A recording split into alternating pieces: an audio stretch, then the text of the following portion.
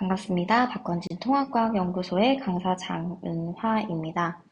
오늘은 원자의 전자배치와 관련된 내용 공부해 보도록 하겠습니다.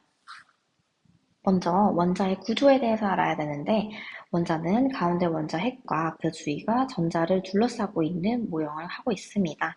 원자 핵 같은 경우에는 양성자와 그리고 중성자와 함께 이루어져 있다는 걸 알고 있고요. 중성자는 전하를 띠고 있지 않기 때문에 양성자는 플러스를 전하를 띠고 있어서 원자 핵은 플러스 전하를 띈다라는 걸 알고 있습니다. 그에 반해서 전자는 마이너스 전하를 띠고 있기 때문에 원자는 정기적으로 뭐하다? 중성이다라는 걸 알고 있죠. 우리가 미지의 원자가 이렇게 있다라고 했을 때 왼쪽 하단에는 원자 번호를 적습니다. 원자 번호는 뭐와 같나요? 그렇죠. 양성자 수와 같습니다.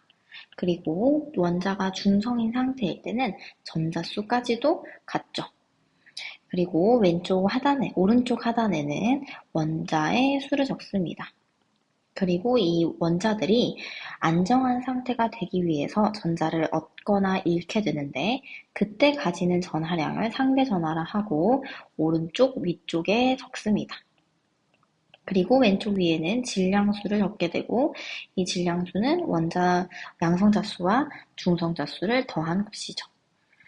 자, 우리는 전자 껍질이라는 것이 있는데요. 그 전자 껍질 안에 전자들이 이동하고 있다, 궤도를 돌고 있다라고 생각해 주시면 됩니다.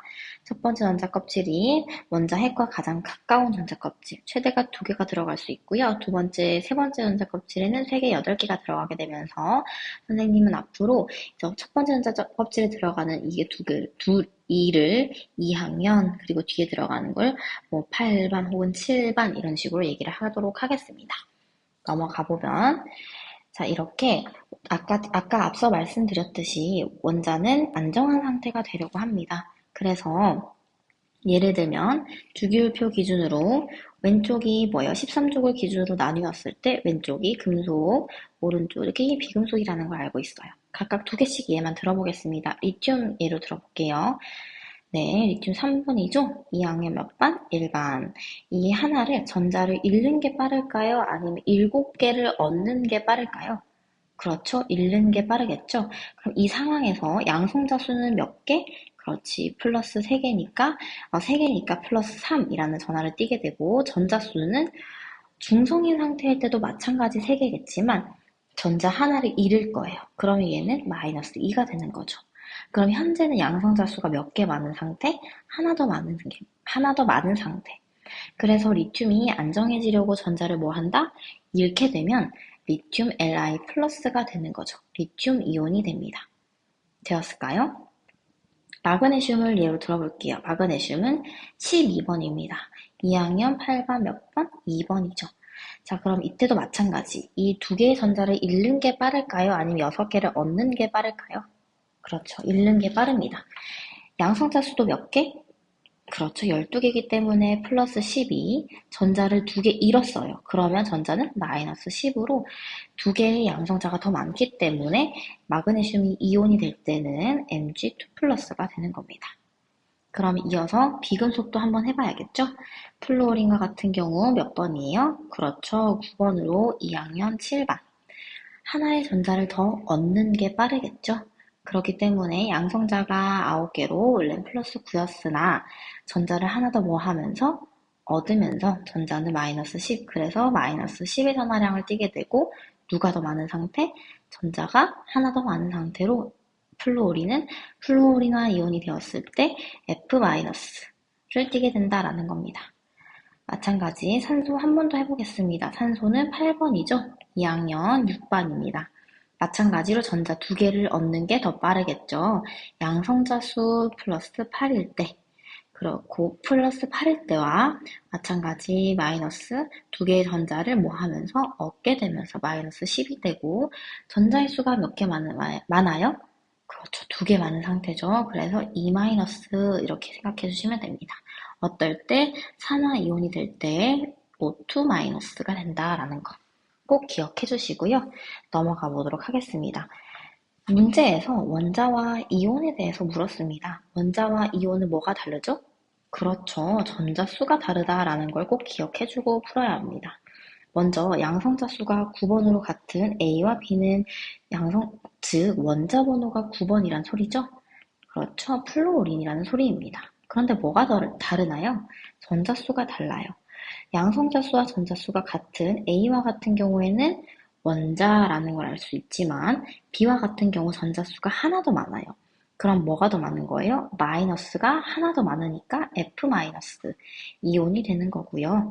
10번인 양성자수 원자 번호 10인 네온은 어차피 전자를 얻거나 잃지 않으니까 넘어가고 13번은 누구에 해당이 되죠? 알루미늄인데 전자수가 10이에요.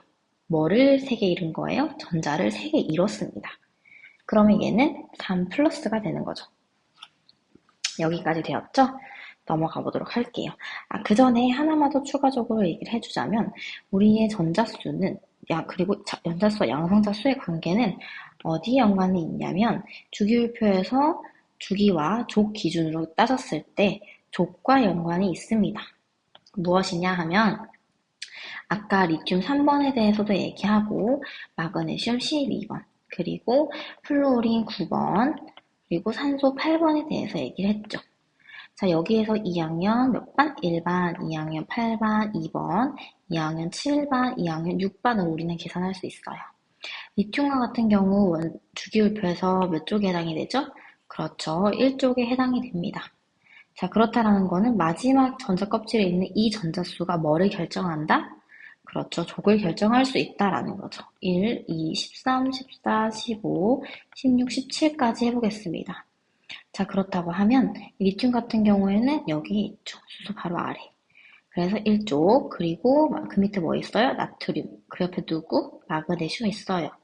마그네슘도 마지막 전자 껍질에 전자 2개 있으니까 이쪽에 해당이 되고, 그리고 세 번째, 산소 같은 경우에 2학년 6반이네요. 그러면 어디에 해당이 돼요? 그렇죠. 여기에 해당이 되겠죠. 산소는 여기 있고 산소 바로 옆에 플루오린입니다.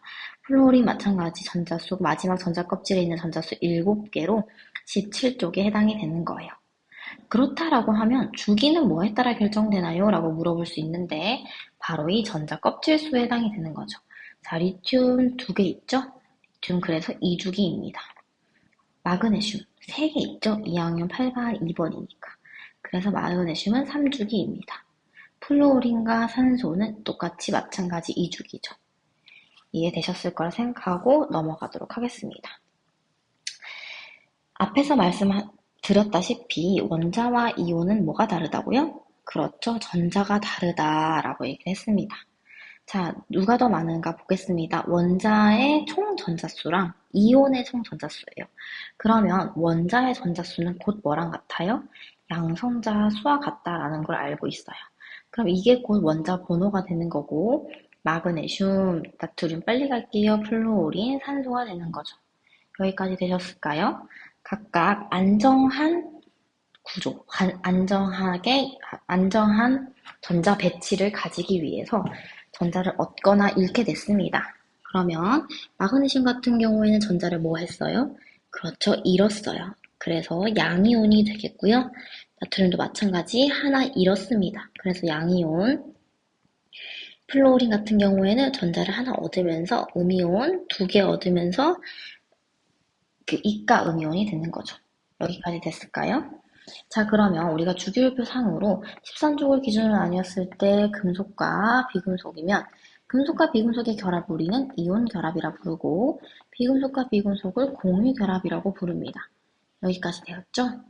공유 결합과 이온 결합의 특성을 얘기해 봅시다. 공유 결합 물질은 전자쌍을 공유하고 있고 이온 결합 물질은 전자를 주고받으면서 결합한 물질입니다. 자, 이 두 화합물들이 정기적으로 수용액 상태에서 어떤 상황이냐? 이온 결합은 금속인 양이온과 그리고 양이온과 음이온끼리 뭐에 의해서 정전기적 인력에 의해서 결합을 했기 때문에 수용액 상태에서 물에 잘 녹는 이온 결합 물질과 같은 경우 양이온과 음이온으로 나뉘게 되면서 각각 플러스극, 마이너스극으로 이동을 하게 됩니다. 그렇기 때문에 수용의 상태에서는 전기전도성이 있고요. 공유결합과 같은 경우에는 어때요? 전기전도성이 마찬가지 없습니다. 전기노수성이 이온 결합 물질과 다르게 없습니다. 넘어가도록 하겠습니다. 자, 3주기 원자에 해당이 된대요. 아까 선생님이 주기는 뭐와 연결이 되어 있다고 했죠? 그렇죠. 전자 껍질과 연결이 되어 있다고 했습니다. 자, 그러면 3주기니까 원자 A는 2학년 8반 뭐겠네요. 그죠? 자, 여기에서 뒀을 때 앞에 2는 무조건 와야 되는 거예요. 그리고 얘는 8이 되어야 되는 거예요. 그럼 이 x는 뭐가 되겠어요? 2밖에 안 되는 거죠. 자, 그럼 얘도 2, 얘도 2, 얘는 8이에요. 그러면 여기에서 가와 나는 어떻게 구분하나요? 라고 보면 먼저 핵으로부터 가가 나보다 더 멀리 있대요. 그게 무슨 말이에요? 먼저 핵과 더 멀리 있는 마지막 전자 껍질에 해당이 된다라는 소리죠. 누가? 가가. 그럼 가운데가 다가 되는 거고 첫 번째가 나가 되는 겁니다. 여기까지 되셨죠? 넘어가 보도록 하겠습니다. 자, 그럼 지금까지 박헌진 통합과학연구소의 강사 장은화였습니다. 자, 그러면 우리가 오늘 배운 거 뭐예요? 그렇죠. 중성 원자인 상태에서는 누구랑 같아요? 양성자 수와 뭐가 같아요? 원자 번호가 같고 또 전자수가 같다라는 점. 하지만 안정한 전자 배치를 갖기 위해서는 누가 움직인다? 전자가 움직인다라는 거. 그때 우리는 이온이다라는 걸 배웠습니다. 그거를 꼭 기억해 주세요. 감사합니다.